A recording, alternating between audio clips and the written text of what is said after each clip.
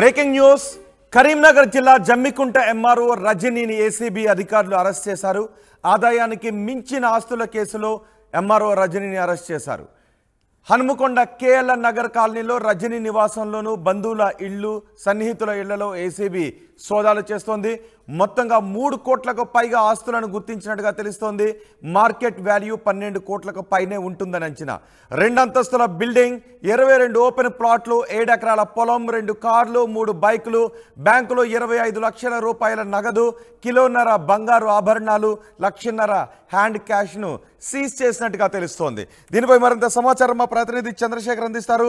చంద్రశేఖర్, ఇంకా ఏసీబీ సోదాలు కొనసాగుతున్నాయా? ఇన్ని కోట్ల రూపాయలు ఎంఆర్ఓ ఎలా సంపాదించగలిగారు? Thank you Rohit. ఉమ్మడి కరీంనగర్ జిల్లా వ్యాప్తంగా రెవెన్యూ అధికారులు ఒక్కొక్కరుగా దొరికిపోతున్నారు. మొన్నటికి మొన్న తిరుమలరావు జమ్మికుంట ప్రాంతంలో ఆ సమీపంలో ఉన్నటువంటి వీణవంకలో ఆయన విదేశాల్లో ఉన్నటువంటి మహిళకి ఆమె ప్రమేయం లేకుండానే 20 గుంటల భూమి, కోట్ల విలువ చూసేటువంటి భూమిని వేరే ఒకరికి రిజిస్ట్రేషన్ చేయడము, రెవెన్యూ డిపార్ట్మెంట్ లో ఉన్నటువంటి గొడవల కారణంగానే అది బయటకు వచ్చి ఆయన సస్పెండ్ అయ్యాడు. అంతకుముందు ఒక డిప్యూటీ తహసీల్దార్ సస్పెండ్ అయ్యాడు. వేరే భూ ఆక్రమణ కేసులో సహకరిస్తున్నారని చెప్పేసి కొత్తపల్లి రెవెన్యూ ఆఫీసర్ ఎవరైతే ఎంఆర్ఓ ఉన్నారో ఆయన అరెస్ట్ కూడా కావడం జరిగింది. ఏకంగా ఒక 2 నెలల గ్యాప్ లోనే 3 తహసీల్దార్లు సస్పెండ్ అయ్యారు. తాజాగా రజనీ ఉదంతము, జమ్మికుంటలో తహసీల్దార్ గా పనిచేస్తున్నటువంటి రజనీ హన్మకొండలో నివాసం ఉంటున్నారు. ఈమె పైన ఆదాయానికి మించి ఆస్తులు ఉన్నాయి, అక్రమ ఆస్తులు కూడగడుతున్నది, లంచావతారంగా మారిపోయింది అని చెప్పేసి ఆరోపణలు వస్తున్నటువంటి నేపథ్యంలో పక్కాగా కరీంనగర్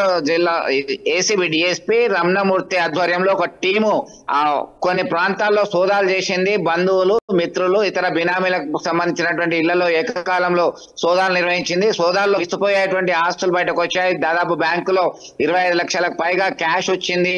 అలాగే 2 కిలోల వరకు గోల్డ్ వచ్చింది. ఇది మార్కెట్ వాల్యూ ప్రకారము ఈ అన్ని భూములు 7 ఎకరాల వ్యవసాయ భూమి, కార్లు, బంగ్లాలు అన్ని కలిస్తే మార్కెట్ వాల్యూ ప్రకారం 12 కోట్ల రూపాయలు ఉన్నట్టుగా ప్రాథమిక అంచనా వచ్చింది. వెంటనే ఆమెను అదుపులోకి తీసుకొని వైద్య పరీక్షలు నిర్వహించినటువంటి ఏసీబీ అధికారులు కరీంనగర్ ఏసీబీ కోర్టులో హాజరుపరిచారు.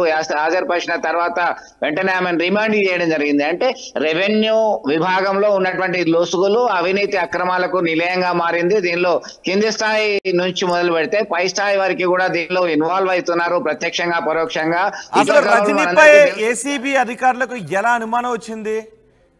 రజనీపై ఇంకా ఏం చెప్తున్నారు? అంటే ఎంఆర్ఓ ఆఫీస్కి పని కోసం వచ్చిన వాళ్ళందరి దగ్గర ఆమె లంచాలు తీసుకునేదనే చెప్తున్నారా ఆ మండలం? రోహిత్, మీరు అన్నట్టుగా ఎవరైతే విసిగి వేసారిపోతారో, ఇప్పుడు మనం చూస్తున్నాం గత కొంతకాలం నుంచి ధరణి వల్ల బాధితులు చాలా మంది అయ్యారు. ధరణిలో పేరు నమోదు కాకపోవడము, అసైన్ భూమిగా మారడం. ఒక సర్వే నెంబర్ ఉదాహరణకి ఒక ఎక్స్ అనేటువంటి వ్యక్తి తనకున్నటువంటి భూమిని మిడ్ మానేర్ ప్రాజెక్ట్ కావచ్చు, ఇతరత్ర ప్రాజెక్ట్ లో భాగంగా వాళ్ళు ఇచ్చినట్టయితే ఇచ్చిన తర్వాత 10 ఎకరాల ఆసామి 1 ఎకరం కోల్పోతే ఎకరానికి కంపెన్సేషన్ వస్తుంది. కానీ 9 ఎకరాల భూమి కూడా కొన్ని సందర్భాల్లో అది గవర్నమెంట్ ల్యాండ్ గా మారినటువంటి పరిస్థితి. ఎస్సీకి అసైన్ చేసినటువంటి ల్యాండ్, ఎస్టీస్ కి అసైన్ చేసిన ల్యాండ్స్, ఇవన్నీ కూడా చాలా ఇబ్బందికరమైనటువంటి పరిస్థితి ఉంది. దీనిలో వాళ్ళు వేధింపులకు గురవుతున్నారు. గతంలో ఒకరి పేరు మీద ఉన్నటువంటి భూమిని మరొకరికి రిజిస్ట్రేషన్ చేయడము, కబ్జా కాలంలో వేరొకరిని పెట్టడం, ఇవన్నీ కూడా చాలా రెవెన్యూ అధికారుల చేతుల్లో వాళ్ళ లీలలు చాలా ఎక్కువగా ఉంటాయి. కాబట్టి దీనిలో వాళ్ళకి ఇంటర్నల్ గా ఫిర్యాదు అందింది. దీనిలో సతాయిస్తుడు ఎక్కువ అయితే ఎవరైతే మామూలుగా భరించే స్థాయి వరకు భరిస్తారు, కానీ ఎప్పుడైతే భరించలేకుండా ఉంటారో అప్పుడు మాత్రమే అధికారులను ఆశ్రయిస్తారు. అధికారులకి ప్రత్యక్షంగా పరోక్షంగా ఫిర్యాదులంతా ఏసీబీ అధికారులు ప్రతి రోజు కూడా వాళ్ళు అబ్జర్వ్ చేస్తుంటారు ఇక్కడ ఏం జరుగుతుంది అనేటువంటి కోణంలో. సహజంగానే మన దేశంలో, మన రాష్ట్రంలో పర్టిక్యులర్ గా రెవెన్యూ విభాగంలో అత్యధిక అవినీతి అక్రమాలు సహజంగానే జరుగుతున్నటువంటి నేపథ్యంలో ఈమె రజనీకి సంబంధించినటువంటి వ్యవహార శైలి, గతంలో ఆమె మీద వచ్చినటువంటి ఫిర్యాదుల నేపథ్యంలో, గతంలో ఆమె ధర్మసాగర్ లో చేశారు. ధర్మసాగర్ లో ఉన్నప్పుడు సైతం ఏసీబీ రైడ్ చేసేటువంటి ప్రయత్నం చేశారు. తాజాగా వచ్చినటువంటి సమాచారం మేరకి జమ్మికుంటలో, కరీంనగర్ జిల్లా జమ్మికుంటలో ఆమె తహసీల్దార్ గా చేస్తున్నటువంటి నేపథ్యంలో అక్రమ ఆస్తులు భారీగా కూడగట్టిందని వచ్చినటువంటి ఆరోపణల నేపథ్యంలో ఏసీబీ అధికారుల బృందం తనిఖీలు చేశారు.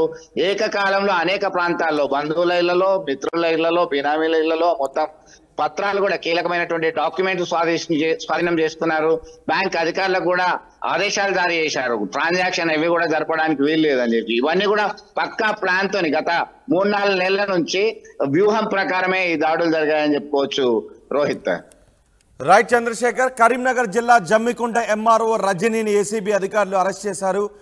ఆదాయానికి మించి ఆస్తుల కేసులో ఏసీబీ ఎంఆర్ఓ రజనీని అరెస్ట్ చేశారు. మండలంలో ఎక్కువగా ఫిర్యాదులు రావడంతో దాడులు చేశారు, సోదాలు చేశారు. హనుమకొండలోని కేఎల్ నగర్ కాలనీలో రజనీ నివాసంలోనూ బంధువులు సన్నిహితుల ఇళ్లలో ఏసీబీ అధికారులు సోదాలు చేశారు. మొత్తం 3 కోట్ల రూపాయలకు పైగా ఆస్తులు గుర్తించినట్టుగా తెలుస్తోంది.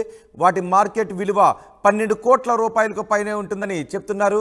2 అంతస్తుల బిల్డింగ్, 22 ఓపెన్ ప్లాట్లు, 7 ఎకరాల పొలం, 2 కార్లు, 3 బైకులు, బ్యాంకులో 25 లక్షల రూపాయల నగదు, కిలోన్నర బంగారు ఆభరణాలు, 1.5 లక్ష హ్యాండ్ క్యాష్ను ఏసీబీ అధికారులు సీజ్ చేశారు.